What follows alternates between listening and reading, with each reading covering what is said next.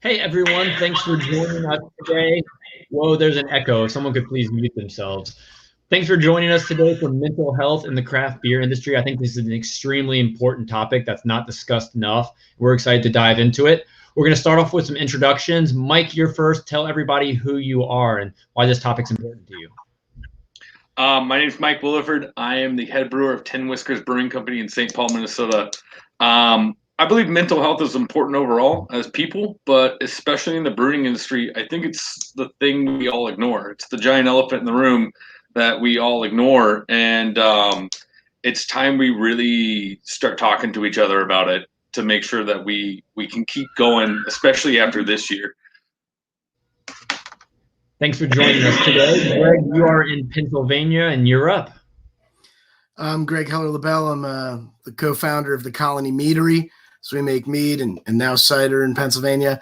In my oceans of off time, I teach entrepreneurship at Muhlenberg College, and a lot of what I've focused on in my career with entrepreneurship, both in the beverage industry and before, is the mental health risks of just like entrepreneurship in general, and now having gotten to experience it in the craft beer and craft beverage world, like Mike said, it can be really, really devastating, especially in a world where we're sort of expected to not have any of those pressures or to be resistant to them.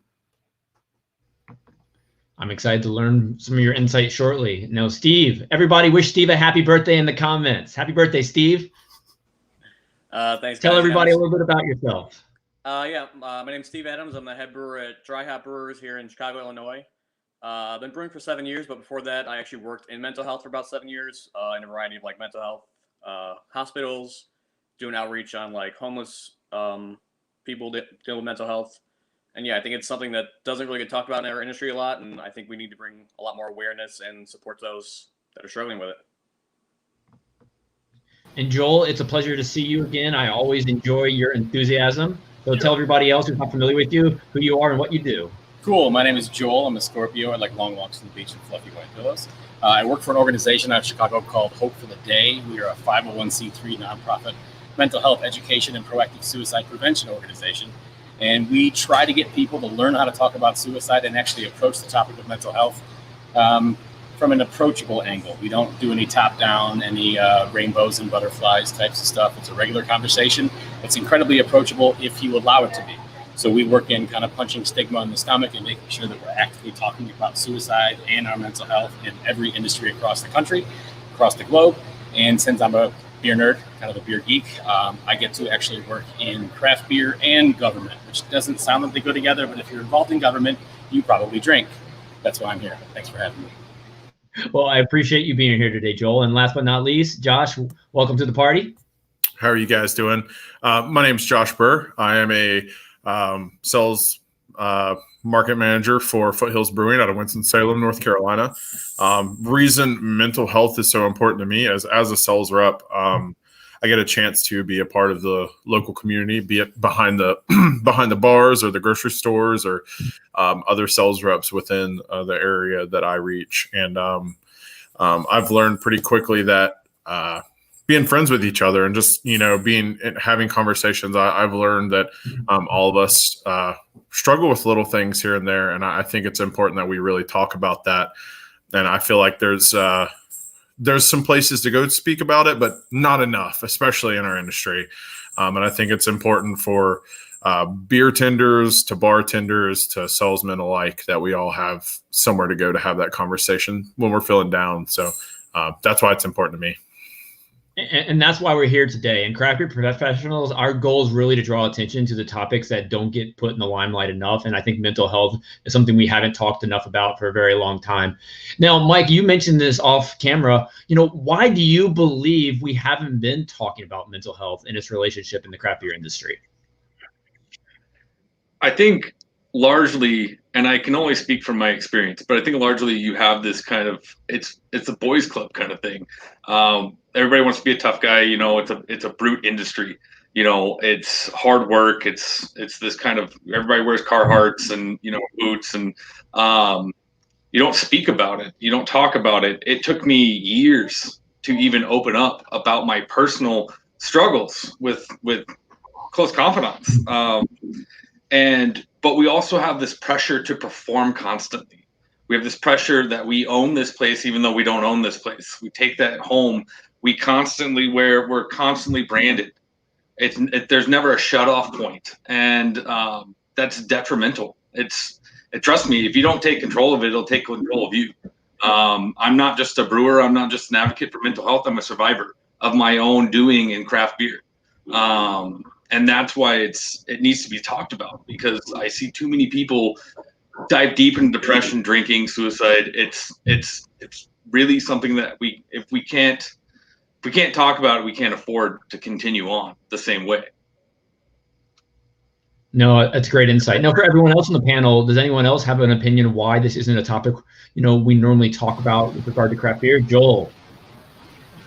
Yeah, I think Mike kind of nailed it. I mean, one of my best friends in the industry, Trevor from Old Irving, says that because he's got an awesome beard, and it's pretty amazing, and he wears a flannel, people come up to him and assume that he's like skinning deer in his off time. Like, the dude drinks the blood of, virgins the world over. And you have this idea that you end up living up to the idea of what somebody else thinks you're supposed to be.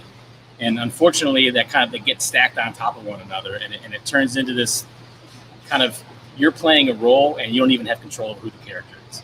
So one of the things that I like to focus on is the fact that I don't consider myself necessarily uber masculine or uber feminine.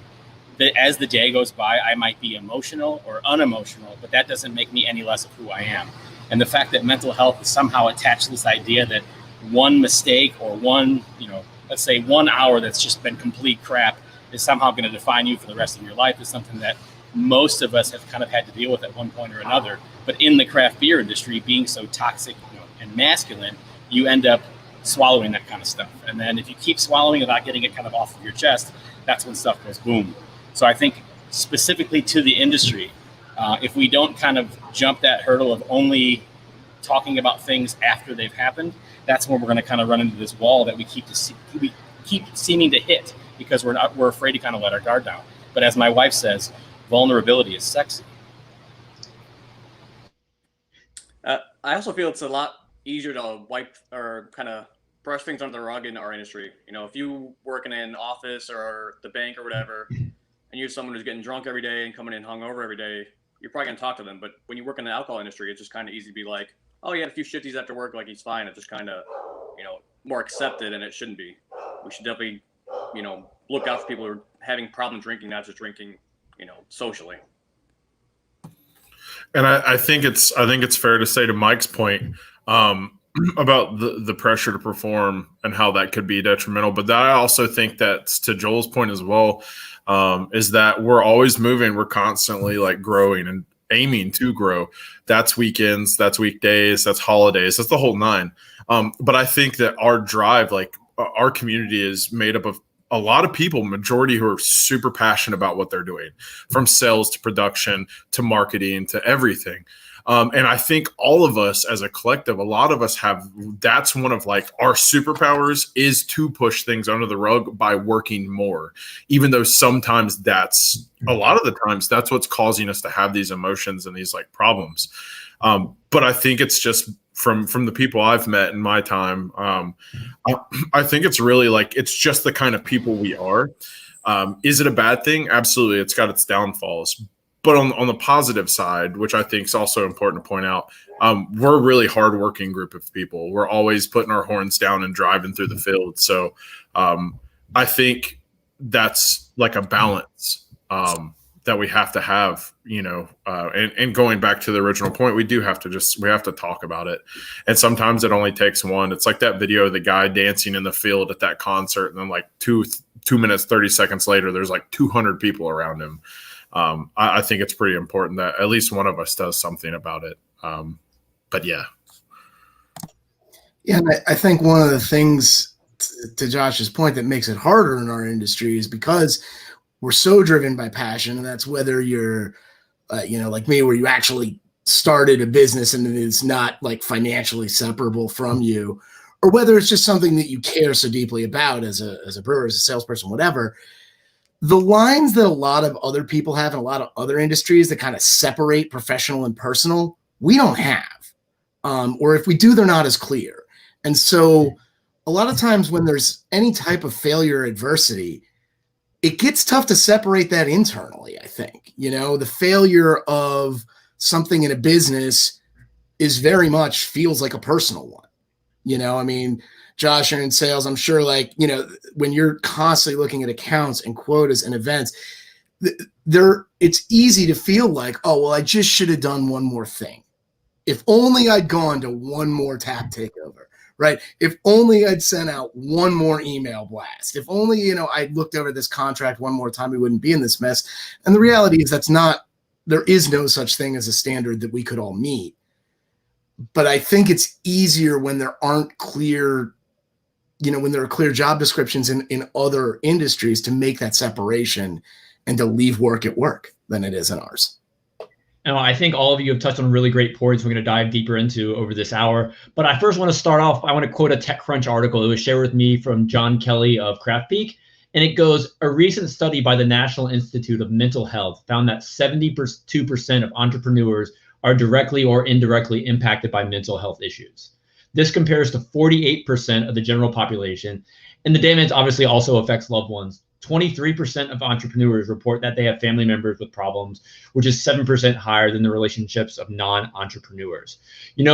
As business owners, as managers, we've already touched on some of the stress you get by running a brewery, running a business, that constant, hard to separate yourselves. But just looking at the past, months of the pandemic so far, what are the challenges mental health related you see people in the brewing industry facing? I can just kind of speak from the outside in, is that one of the things I'm noticing, at least from the breweries that I visited and the friends of mine that are owning breweries, is the fact that even though they might consider themselves non-essential, they are working 7 days a week. And they're getting, if they're not already at the point of burnout, they are months past the point of burnout. And it's turning into like this exhaustion where I know there's a fear of sitting down because if they sit down and actually take a breath, they're going to remember that they forgot something, and it's almost impossible to rest because not only are they in charge of their own bank account and their financial stability, they've also got to worry about their employees and those who they've furloughed. And there's all these different strategies. All right, how do I make what I've got last a little bit longer? Do I brew a different type of beer? Do I kind of go back to my old standbys? Do I let these people go for a few months? There's all these things, and there's no good answer. So even those who are doing their best are still feeling this crunch, and there's no let up, because if you stop and you sit down and you take a breath, there's that fear of everything kind of imploding because, oop, I forgot to do this, that, or the other thing. So I'm of the mind that we're coming on a point where it's not just a breaking point, it's going to be an exploding point because they have not sat down yet. And Greg, as someone who teaches entrepreneurship, but also a business owner yourself, what are your thoughts on the toll that an entrepreneur or business owner, has, especially during a pandemic, but also in the beverage industry? Yeah, I mean, the pandemic and sort of its effect on all of us. I mean, so there's like a few different levels. There's, sort of what Joel was talking about, which is just this frantic, everyone's gone except for the very few core people, There's also this sort of every job has at some point become a little bit different or sometimes very different from the job you used to have. If you're front of house, your job used to be making people smile, maybe educating them about beer or in our case, mead, giving them a good experience. Now it's like policing public health stuff or government mandates that came down 8 hours ago that you may or may not think make any sense as far as safety goes.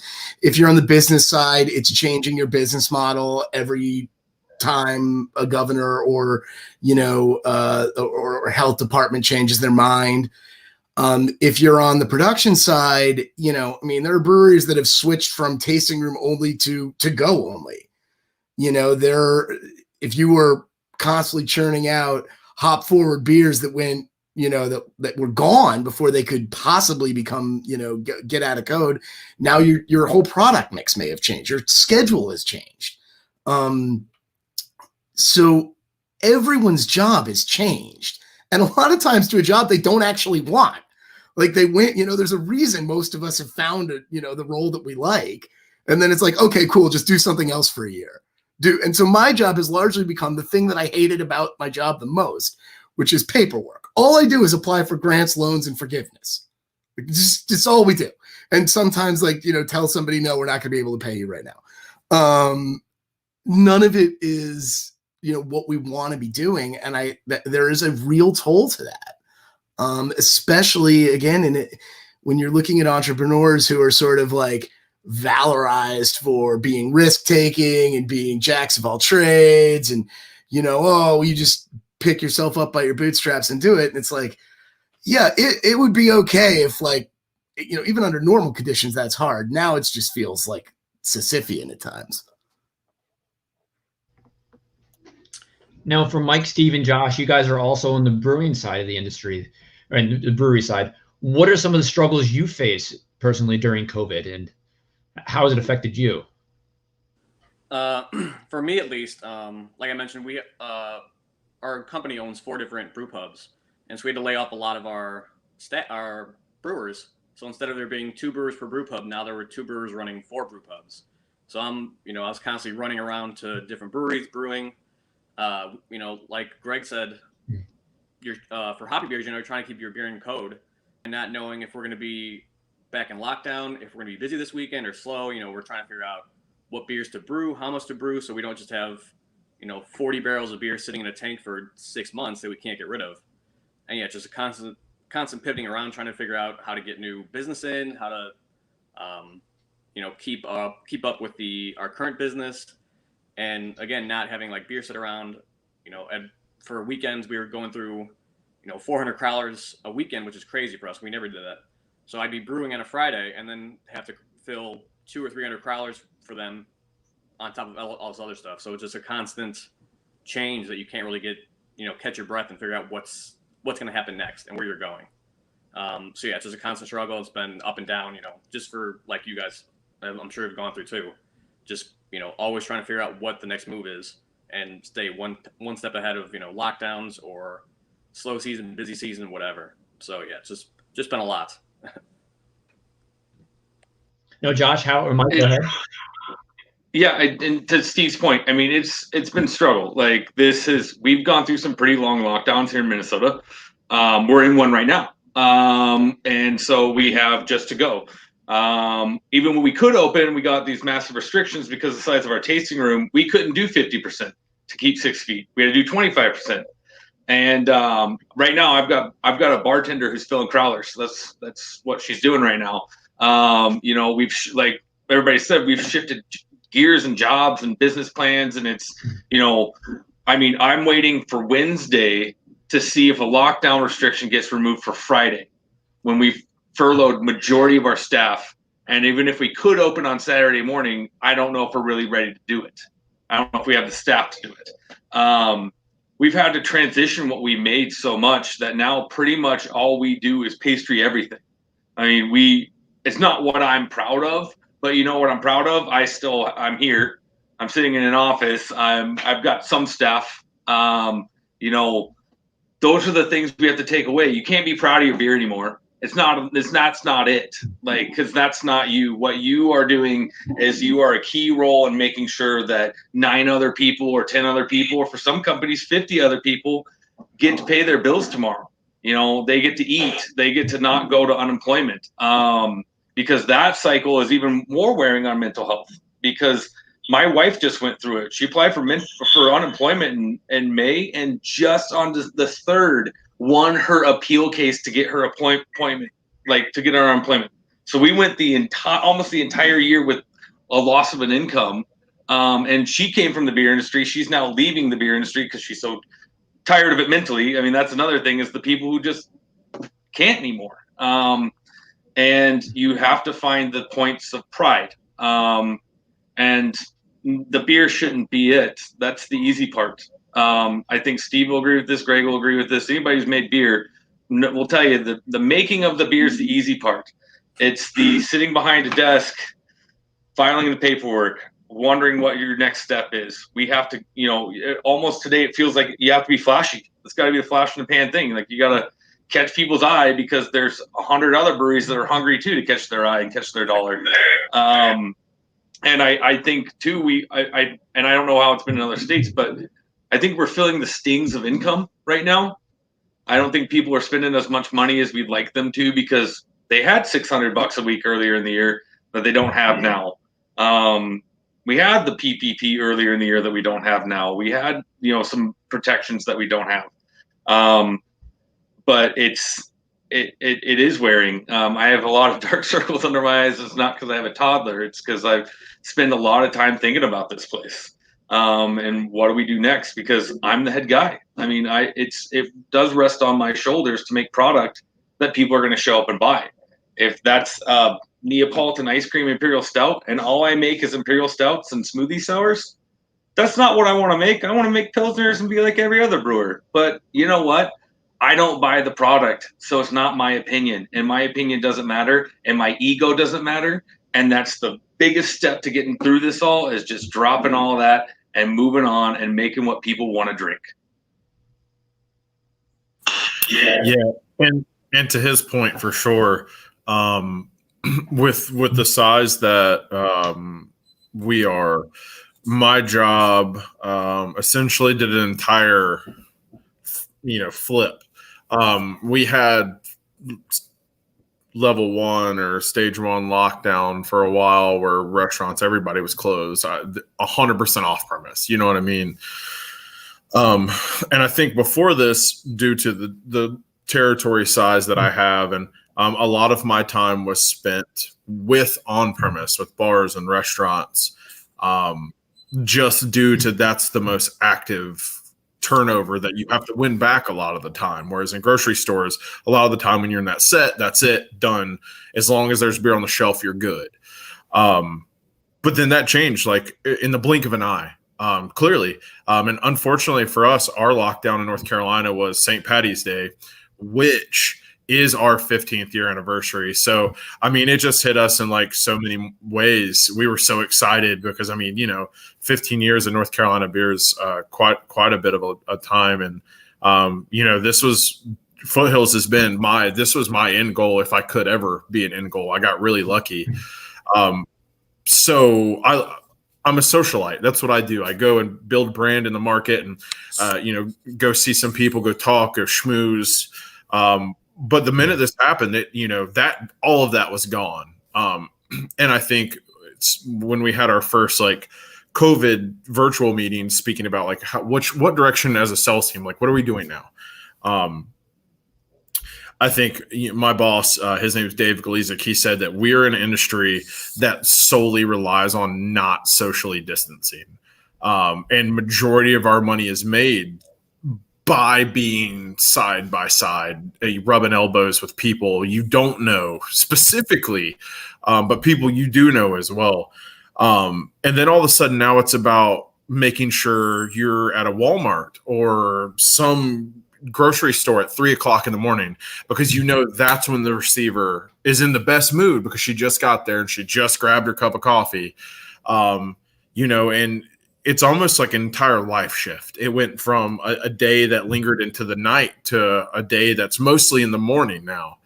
And we're open back up a little bit. But for the most part, I've just realized that my job in its purpose, in the way you do it, is so fragile that all it takes is that for me to have a totally different job. Luckily for me, I'm one of the psychopaths that just loves beer. I love it. Doesn't matter what I'm doing with it. As long as I'm doing something with it, I'm happy. So I took, speaking on mental health, I had to have a sit down with myself and say, well, you know what? Even though this isn't like my specialty, this isn't what I'm good at. I'm becoming so much more efficient at being an off-premise, executor. Like I can go to off-premise now and I feel more comfortable. And I think to me, that was so important with this as a sales rep, always getting no, and now even getting more no's, is to I just dig for those little victories. Even if it's the smallest thing. Yes, I'm up at 3:30 in the morning, but guess what? That little old lady doing receiving loves me now. And it took 9 months, but that victory takes care of a month. Because, unfortunately there's not a lot of big victories left. It's just the grind. So I think for me, I'm glad that I was able to go through this experience just because it helped me realize why I was in the industry. I've had so many friends quit because it changed. They're like, oh, this isn't for me anymore. Like, but it helped me, like, it secured my passion. Like, I know I'm here for the right reason.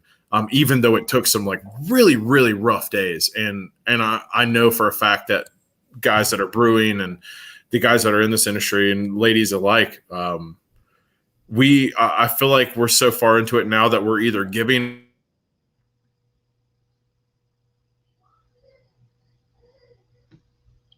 Josh, I think you might have froze for a second there.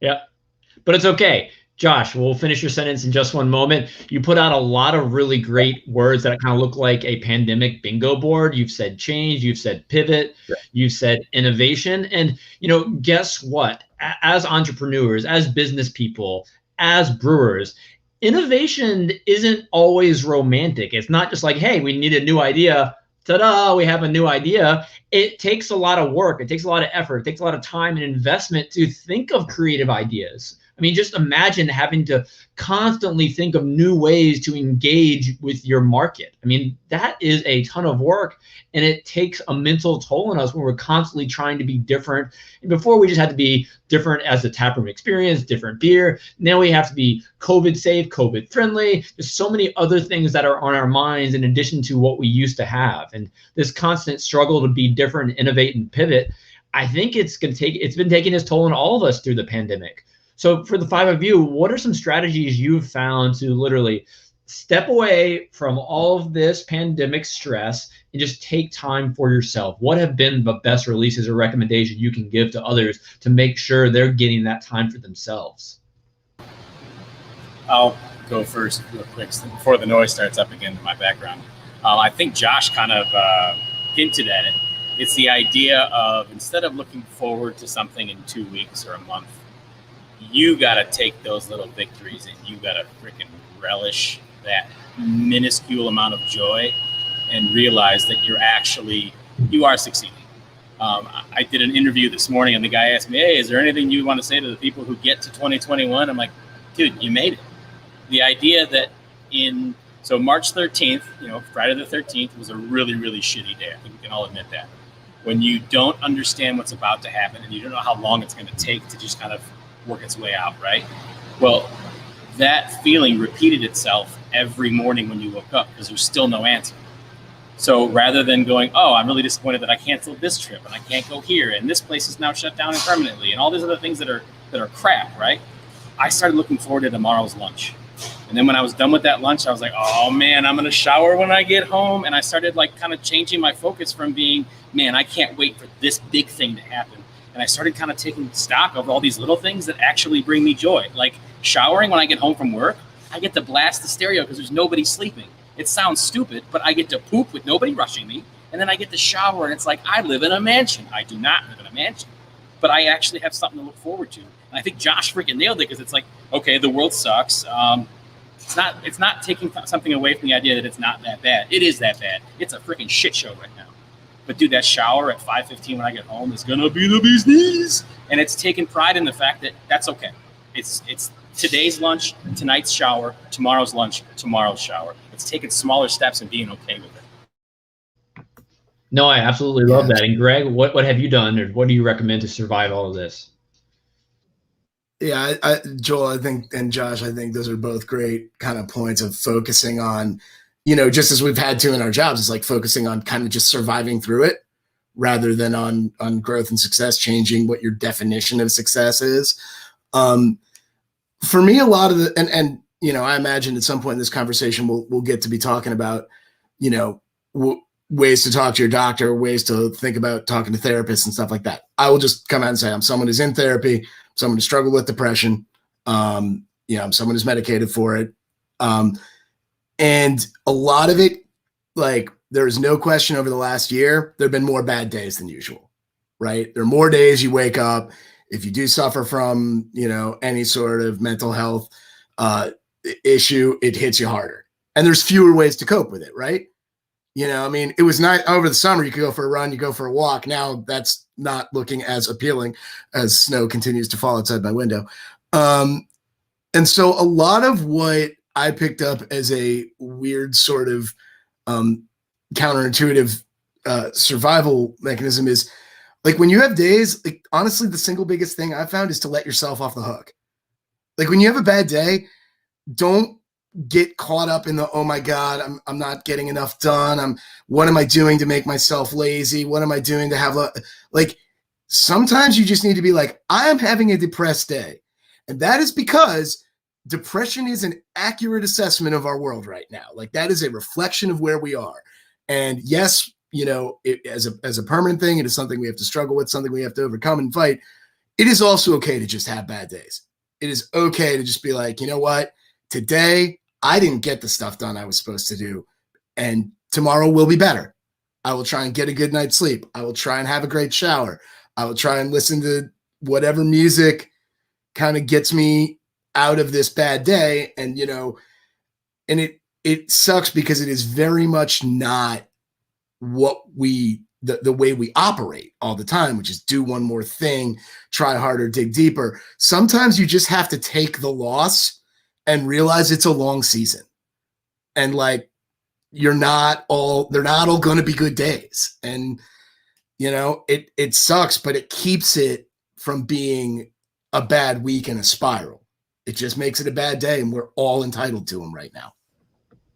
No, Greg, you absolutely nailed it. While being a business owner, the business is your baby. At the end of the day, guess who's number one? You are number one, and that business cannot survive without you, and you need to take care of yourself, even if that means, you know, putting your goals a little less for the brewery, because you're going to be happier as a person. Now, did anyone else want to kind of chime in on that one? Just ways that you are taking time for you. I will chime in on this, and I think, you know, so far everybody's kind of nailed everything. I think you're kind of seeing that we're all in the same boat. We're all in different cities, but we're all in the same boat here. This is affecting us all in many ways. I'll speak from the approach. I don't know if anybody else has kids. I'm a dad, got a daughter. My daughter's 4, and one of the things that I've found is like diving into more time with her.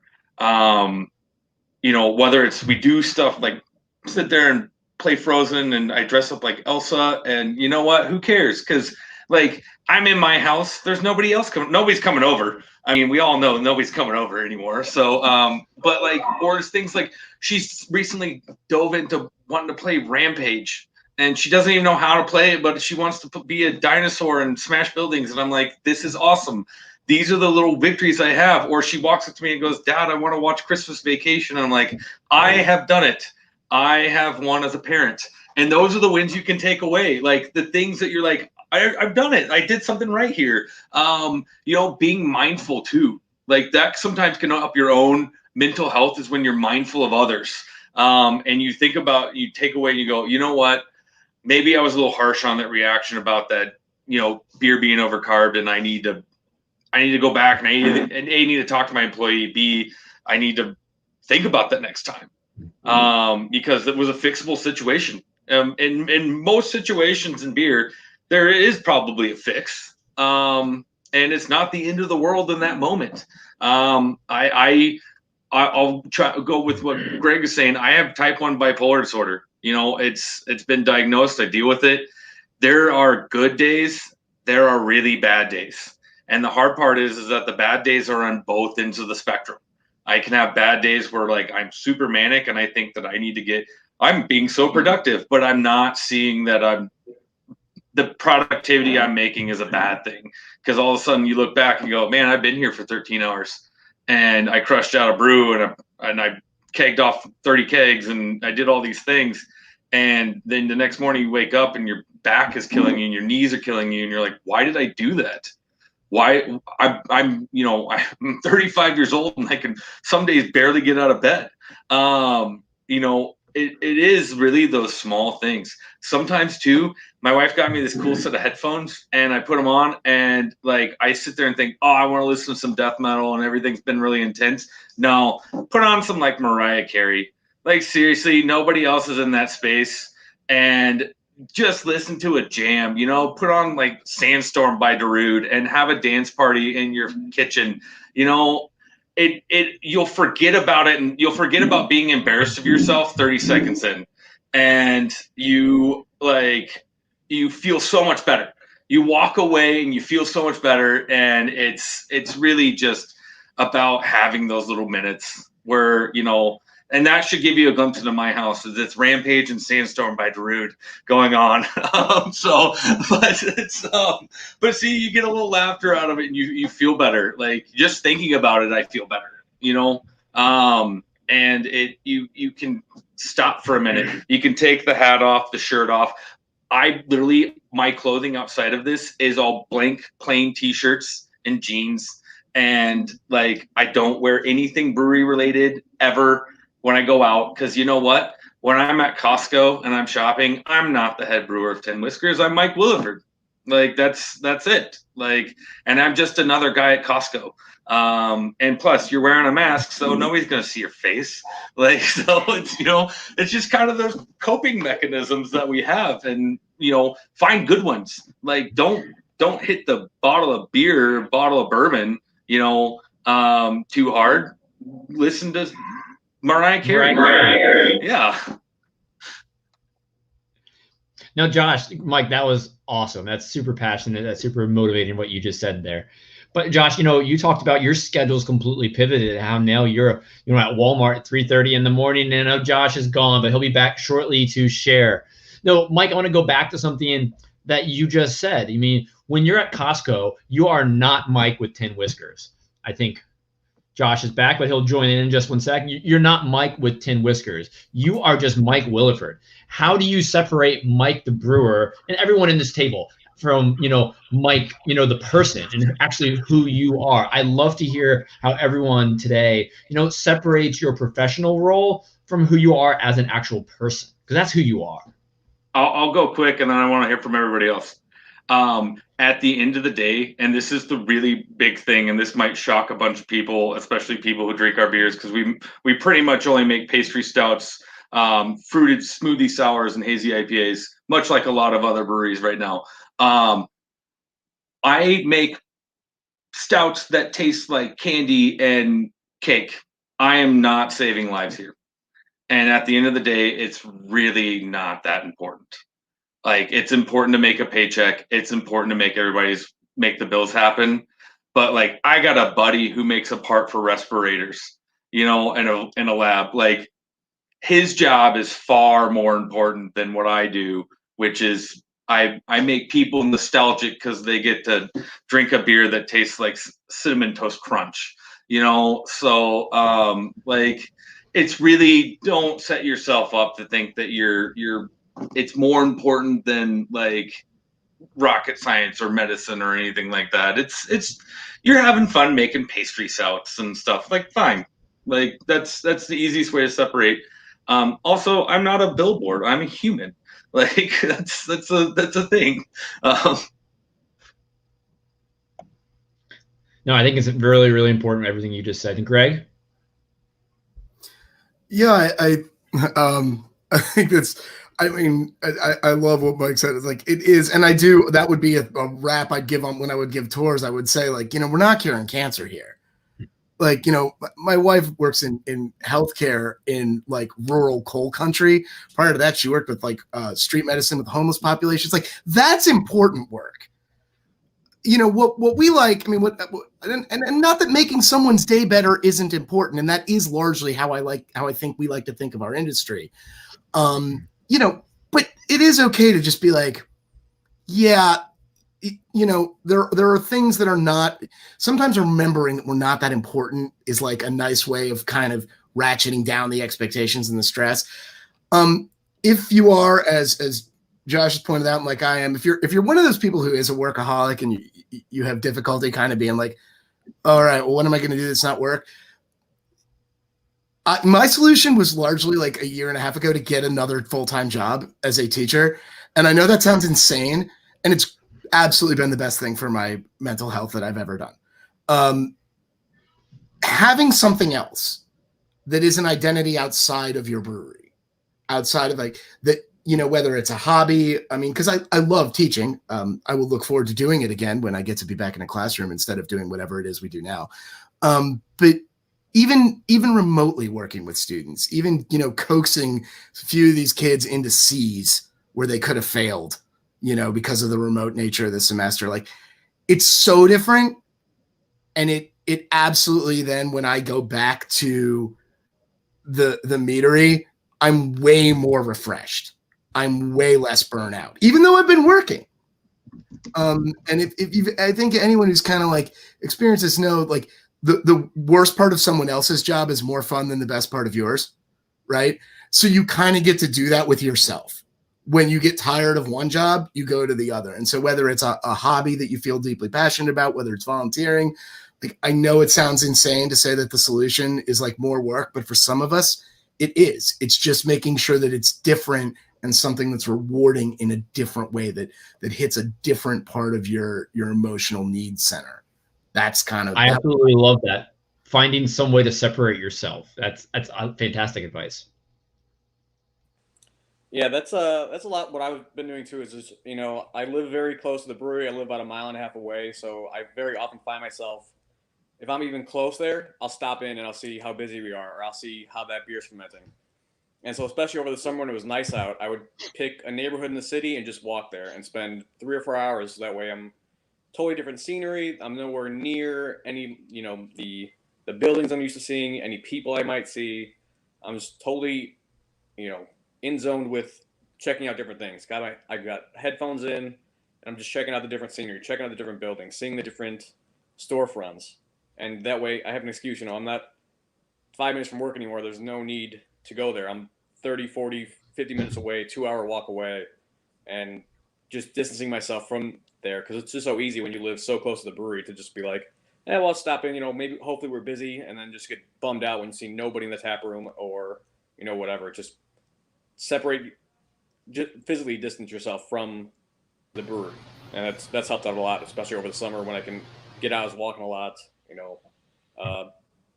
just help mental health, just getting some fresh air. I think that physical distance is pretty important. So I grew up as the son of 2 entrepreneurs. I have now since taken over the family pharmacy. I sell drugs on a street corner with my parents. Totally legit, but I make a lot of suppositories, so some days are better than others. But one of the things that I realize is that when I leave here, I have to leave here. So I put it in all my email signatures. I don't email after 5 o'clock or on weekends. I made it so that I don't have any notifications on my phone for anything other than text messages. And then for some people, those are muted too. But I uninstalled Facebook from my phone. I have decided, and sorry about that, that's a capsule vibrator. I have decided not to digest the things that aren't good for me. That doesn't mean that I'm still not trying every beer that comes on my porch, but it does mean that I'm not joining in the choir. I'm not trying to participate in every comment thread on social media. I told myself very, very early on in life that I might not have a dedicated skill set in one of these other areas. And yes, I am part of a necessary business. I run a pharmacy. People's quality of life depends on my output. And right now my manager's on maternity leave, and another person that used to work here that used to help with some of the administrative stuff is now gone. So every transaction comes in through me and leaves through me, which is incredibly stressful. But rather than beating myself up when I've got 52 orders in front of me, I go, hell yeah, I can do nothing but fill orders for a little bit. And I try to give myself these little portions of privilege where I go, yeah, that's work. It doesn't have to be done right now. And I try to kind of triage the things that are coming in. So that's why I turned off all these notifications, and I don't participate in a lot of stuff that I don't have to because it doesn't bring me freaking joy. So it's like that one lady with cleaning out your closet. If I haven't worn it or it doesn't make me happy, it's out of my life. But it's also realizing that I can be entertained and I can feel a lot better by just doing the things that don't sound like they're pretty, like glamorous. Like here, 2 things. I wash dishes at home. Like I tell my wife, if you touch a dish, we're going to have problems because 1, I'm doing something for her. And acts of service is the way that I communicate that I freaking love that woman, right? But also, what can I do when I'm washing dishes? Touch the freaking phone. And I know that the phone isn't healthy for me, so I wash dishes. That's when I talk to my kids about their day. The other thing that I've been doing almost nightly is I rub my wife's feet while we're watching TV, because you know what else you can't touch when you're rubbing your wife's feet? the freaking cell phone. So I find excuses to do things for my wife because I adore her, but they also mean that I can't do anything else besides those things. And actually focusing on one thing, as a guy with blatant ADHD, one thing at a time is incredibly difficult for me to do because I can feel myself going, I want to do all of the things, but I'm focused. And that actually causes my body to kind of relax a little bit, which sounds funny, but I get to rub feet and wash dishes and that makes me feel better. So it sounds stupid, but it works. No, I absolutely love that. Josh, what about you? So for me, most of my time was spent away from home, and even more so, my wife works 8 p.m. to 8 a.m., which is the total opposite of what I'm doing. So I have found that because my job is getting away and being out around people and being in this area, I've found that focusing on home has been more helpful for me, because before this, that's how we would cope. We were like, all right, let's go to the mountains for the weekend, or let's go watch a bunch of movies. Let's go see some movies and go have dinner and stuff like that. But I've found it be entirely more important for me. I get home and I'm like, okay, what, like Joel is saying, what can I do? Like, I'm going to clean something today, and she's going to come home and she's going to critique me on it because that's my wife, but I did it. So it's also led to me, being healthier. I've started eating better. I've started focusing. When I started focusing at home, I realized that I was focusing more on myself. And I think, to everybody's point, I appreciate, I want to do things for people. And I think saying Joel is like, that's my workaholic, is like, I feel like when I'm working, I'm doing something good for people. I'm selling more beer, so production gets paid, we get paid, everybody a part of our company gets paid. But sometimes, like, that's just not enough. Like, it's enough most of the time because that's just how I tick. But I found that coming home and reading more, like, there's nothing to do. I've played music my whole life. I went to school for music for a little bit. So I was like, well, if I'm going to complain that I can't play this song the way I want to, that I have time. I'm not going to allow myself to have excuses because I'm home now. And I'm home and I'm like, okay, well, I'm going to play guitar more. I'm going to read more about this. I'm going to have more whacked conversations with my wife to find out even more crazy stuff that I didn't know about her, which after 8 years, I thought I would. But clearly, I've not been asking the right questions. So I've felt like, again, it all goes back to those little victories. Is I'm coming home and I'm finding, like, you know what? I'm gonna move the couch to this side of the room today. We're gonna see if it makes me feel different. And holy moly, like, we've changed our house like 7 times since this started, because like now we're home so much, we're like, this is boring. Flip it.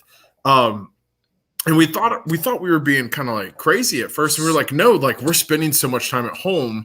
Before this, we weren't. We were going away. We were going to my accounts and having, cocktails and having dinner and hanging out and going to shows and going all this and that. And it's almost like it's kind of a weird trade.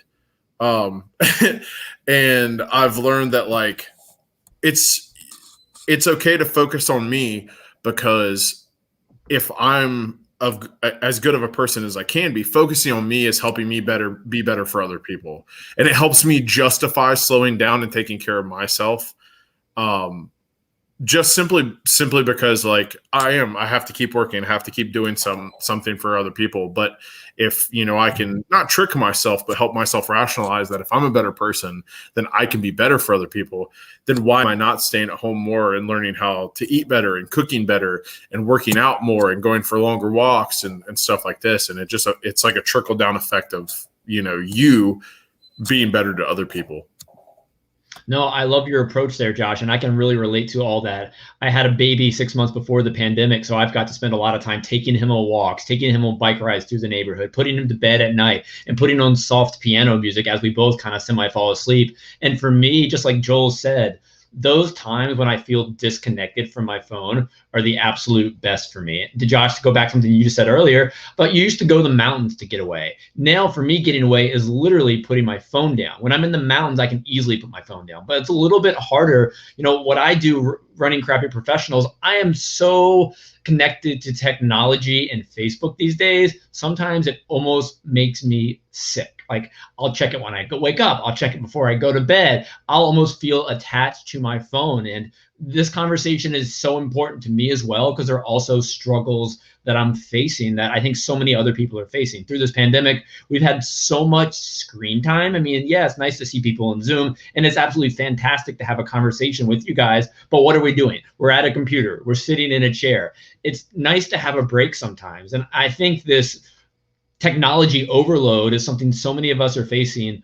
What are the five of you guys advice? I shouldn't be standing right now. I wish. What are the five of your advice to, separate yourselves from technology? I know we've gone over a few pointers already, but, how can we make ourselves take that time for us? I think for me personally, there's no answer that's not aggressive. I have to shut that shit off. There is no like, let me put it down. Let me turn some apps off. Let me put a timer on it. That doesn't work for me, because if I can put the timer on it, I can take the timer off of it. I mean, entirely turn the phone off, put it somewhere the most opposite end, or somewhere in just such a pain in the ass place to get it. I mean, for me, because that's my job. I'm responding to accounts all day, responding to sales reps that I work with at the distributorships. Even off, because then they sit down at night on the weekends and they'll go, oh, hold on, wait, I remember something I need to ask him. For me, I have to entirely turn it off. No airplane mode. That's just skin deep. I have to right at the neck. So I turn it off entirely, and I leave it like upstairs in our bedroom, and that's it. Just don't touch it for until I forget that I have a phone, and then go, oh, maybe I should check my phone.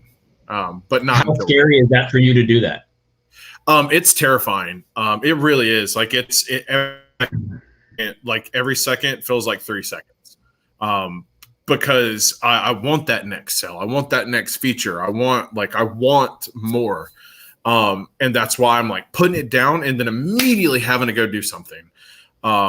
Specifically like that I aggressively like this weekend, my wife finally for the first time was like, let's watch Star Wars. I want to watch it the way it's meant to be. And I was like, yes, I love you. I've always loved you, but I really love you now. And, we started with episode 4, like you're supposed to, but for me, like, I was like, dude, done, put this phone away. So I found if there is anything to help, is if you were going to start turning your phone off and leave it elsewhere, you have to immediately follow up with something that you're so incredibly focused on that it's easy to forget. And then once you've gotten over it, it's a bad example. It's like that first cigarette. Once you have it, it's easy.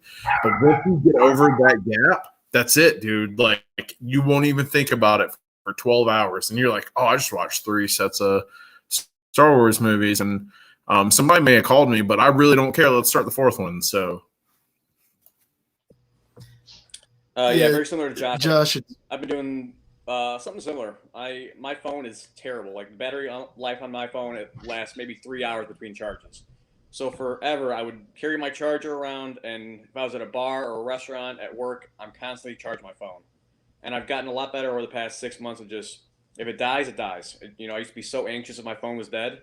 Now, if it dies, there's nothing I need on that phone in the next 3 or 4 hours that can't wait.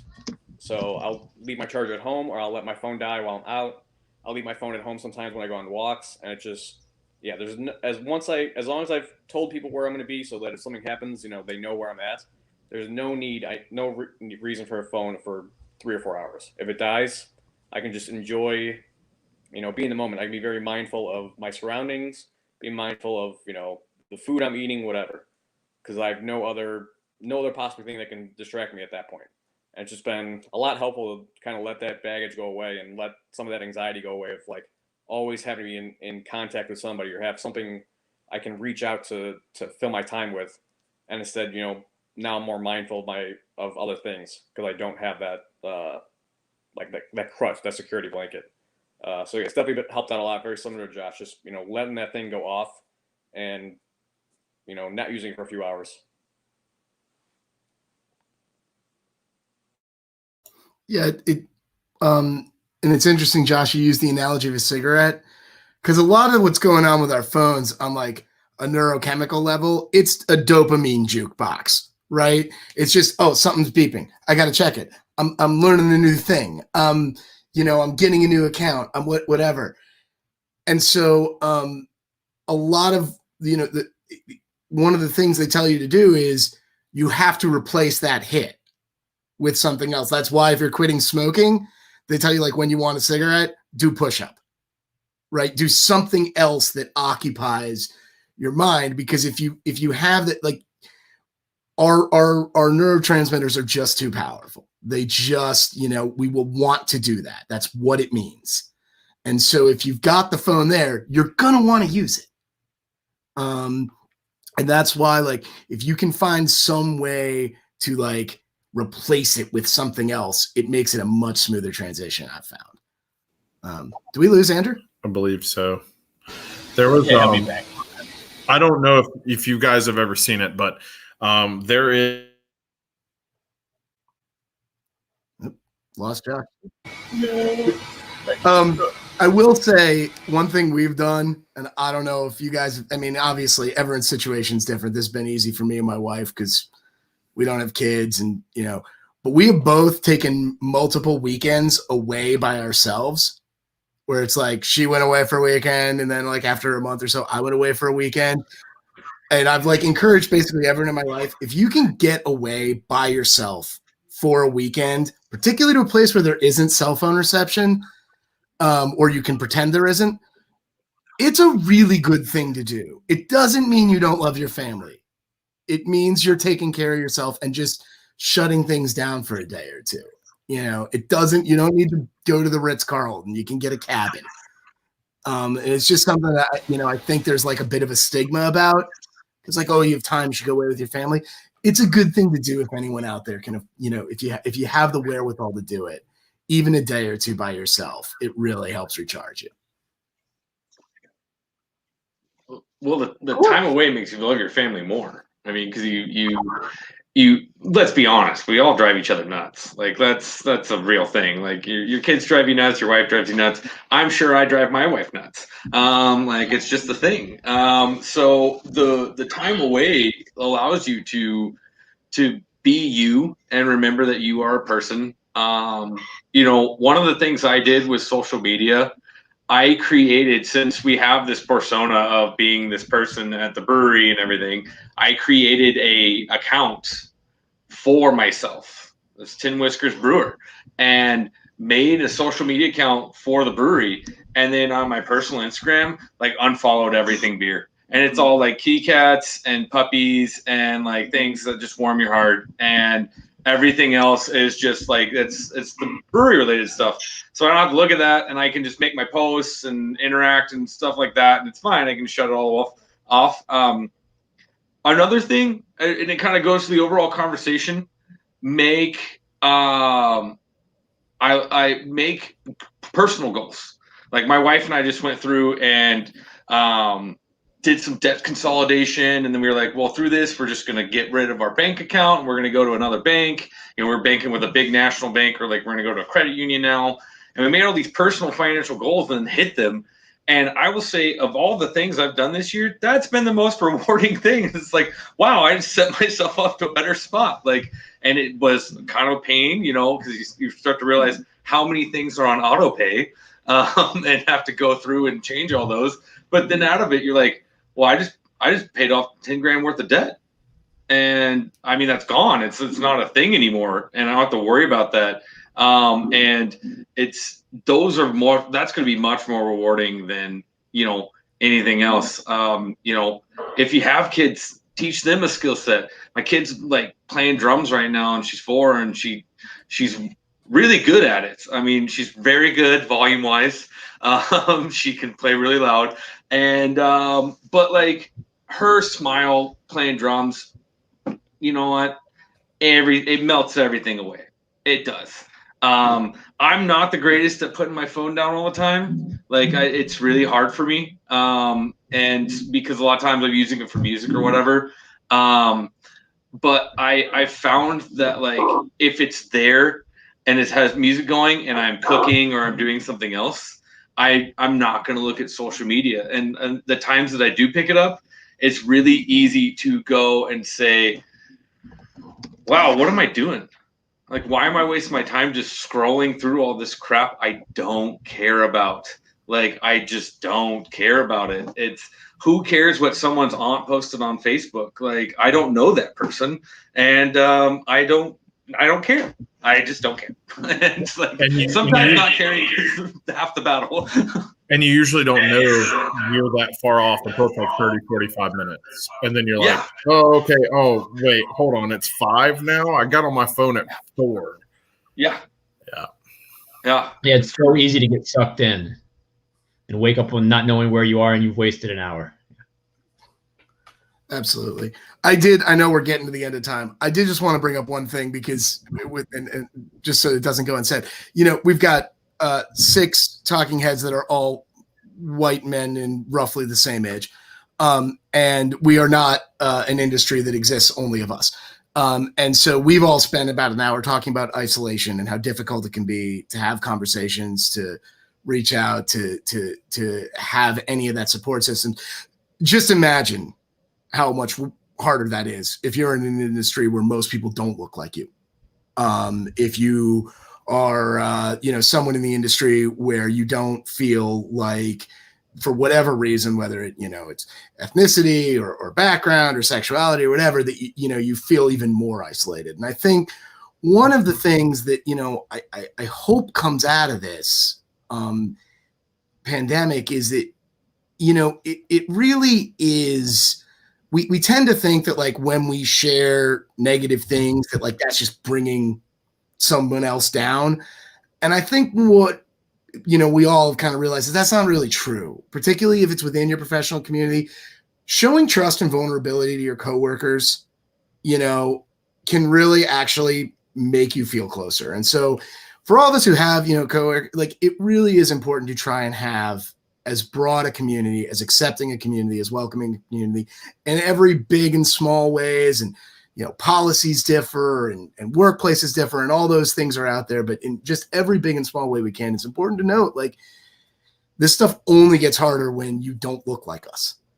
And if we want our industry to be as great as it can be, we want everyone to be as healthy as they can be, it's important on us to like kind of stay vigilant about all of that.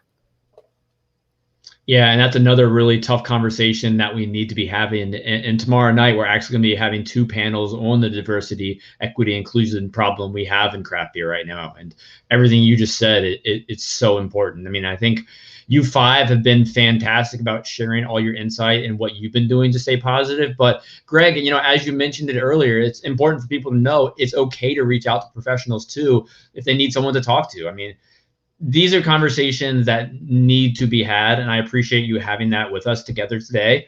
I want to end this on a positive note. 2020 has been quite the year. And looking at it, what has been your greatest bright spot of the pandemic? I just like to go on a round table really quickly. I want to hear, something positive from your life during the pandemic. Do not say Mariah Carey again. Wait, hang on. Mike, you can sing Mariah Carey, you just can't say it. Putting him on the spot. That's awesome. A positive I'm going to take away from this year, and it's been tough to accept, weirdly enough. Most of the months that we have walked away, closed out, we have maintained an operating profit. It might have been slim, but we've done it. And so I can't feel bad about that. I have to be proud of that. because that's the hard work that I put in. That's the hard work that everybody out on that production floor has put in, is to keep this train running. Before, I want to say this. This is my personal contact information right here. If you ever need to talk to somebody at all, I don't care if we don't know each other. I don't care if it's 3 a.m. You can call me. You can email me. I'm right here for you. Love it, Mike. Greg, you're up. We're going in a circle. Sorry. Yeah. I guess the bright spot. So before the pandemic, we had bought a building in South Bethlehem, Pennsylvania, and opened up a second tasting room. We were in the process of it.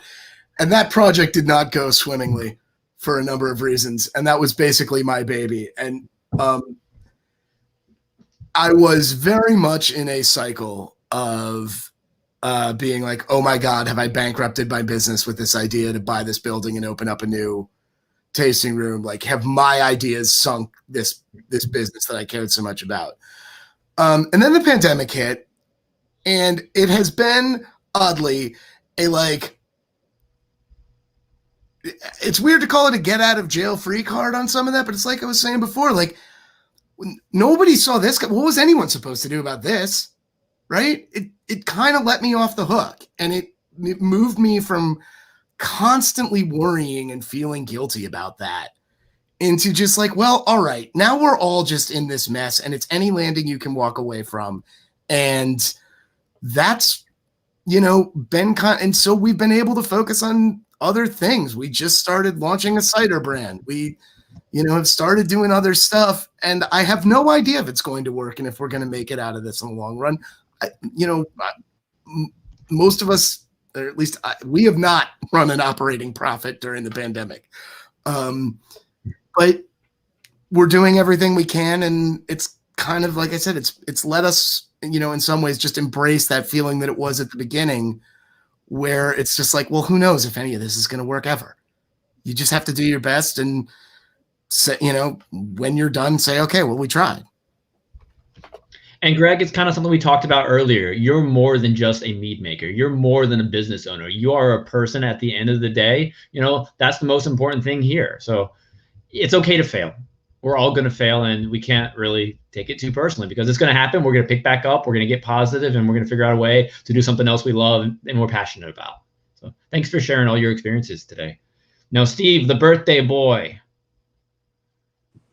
Yeah, honestly, the one bright spot that's come out of 2020 for me is my finances have been so much better. I'm not a very good budgeter. I'm not very, the best financially, but, we had those 3 or 4 months where you couldn't go anywhere. I couldn't go to a restaurant. I couldn't go to a bar. And so I was able to kind of save up some money and stack money. And that's followed through even now that, things are back open. I can go back out. I feel I'm being more responsible, and like, I don't need to go spend $200 at a bar on a Saturday. I can just sit at home and relax. And I'm hoping that I can keep that trend going and keep that financial independence going. Because I had those 3 or 4 months where I couldn't do that. And I had to entertain myself at home.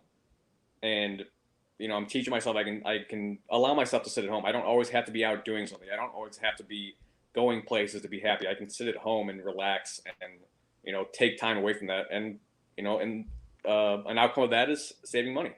And so that's definitely been, one bright spot, one positive that's come out of all of this. And it kind of sucks because I know a lot of other people are struggling financially this year, but, for me, that's definitely been a positive. Yeah, I think changing routines and spending habits are definitely a unique way to look at this pandemic. I know I felt the same. Joel, what's something positive from your year? I've had a bunch of positive stuff, but there were 2 that kind of stick out, and one just happened on Friday. It's been a kind of a goal of mine for the last, 5 or 6 years as a business owner to be able to provide health insurance for my employees. And I finally hit a point where I was like, do it. So I did it. And being able to support the people that support me felt really fucking good. And I'm very proud of myself for being able to do that. Foregoing any other investments for new staff, I'm super happy to be able to, invest in my current staff, because they, like I said, make me a lot less stressed out than I normally am. Other thing that I was super kind of fearful about was I took a took a trip in late July with my wife, my 3 kids, and my dog, and we found a cabin in northern Georgia. And it was our first pandemic vacation because we had to cancel our actual vacation, so we went to a cabin. And I had been suffering with a cough that lasted about 11 weeks prior to this trip. And I realized after about 3 days of being in Georgia, even though I could smell mildew everywhere, I hadn't coughed in 4 days. Come to find out that my house was trying to kill me. So now I have seasonal asthma, or seasonal, something like that. I have seasonal asthma, so I found that out. But then I also figured out what I can do to improve my home to make sure I don't die. So I got rid of my carpet. I got rid of my shitty mattress. I got rid of my pillow. I have air cleaners on every floor. I still carry this because it is a global pandemic, but I'm actually at a point right now where my house isn't actively trying to kill me. So if I wouldn't have had to stop doing everything that I enjoy and focus on the fact that I think I'm getting murdered by my house, I wouldn't have gotten to where I am. So I'm very, very thankful that I'm not going to die anymore. And we all have to look for the little positives, and I'm glad you're not going to die anymore. Josh, last but not least, give us something good from your year. Yeah, so for me, I think I honestly had one of my biggest personal victories and was realizing I finally came to terms with myself that I matter. And I think that took a long time for me. Growing up in a family that was very hard work driven, I guess, and always result driven. Like you do this, you get this. This is what you do. This is where you go, kind of thing. I think I really truly lost the honest ability to say I matter. What I'm doing matters. Me being happy matters. So on, so forth. And I think this year has allowed me to slow down, spend more time at home, focus on myself, on my relationship with my wife, and just my physical happiness that isn't the emotional part that affects me, but the getting better sleep, focusing on how to sleep better, focusing on how to eat better, how to sit better, the whole nine. And I think it helped, even though it seems minute, it helped me realize that those little things are going to make a big impact later. And that's taught me that, oh, listen, these little things make me matter more because I'm actually taking care of myself and doing more to feel that. And now that I'm starting to see some of those changes, I'm wow, I should have done this earlier. And I had panic attacks at the beginning of this year. I had never had panic attacks before. And in the beginning of this year, I had 3 once a month. And it was just, I was getting out of hand and I didn't know what to do. And honestly, if anything, I think the pandemic actually saved me a lot. It helped me slow down. It helped me focus on myself and being healthy, because I wasn't being healthy. So for me, I know I'm going to have more respect for myself and more respect for the things that I do to my body, in my mental body, after this. So I feel more refreshed than I ever have, even though I'm still pretty bummed. So, but yeah, and I think having this conversation with you guys has helped a lot, because our communities, we get dug in, and you talk to the same people all the time. So it's good to reach out and talk to people from all across the world, and know you're not alone. And to top it all off, I think the day that I realized that I was going to get better, I was going to be better. I heard this quote. I don't know where it's from, but it says, "I'd rather light one candle than curse at the darkness." And I think to me, that was it. I was why am I so worried about things that I can't change when I can change just one thing?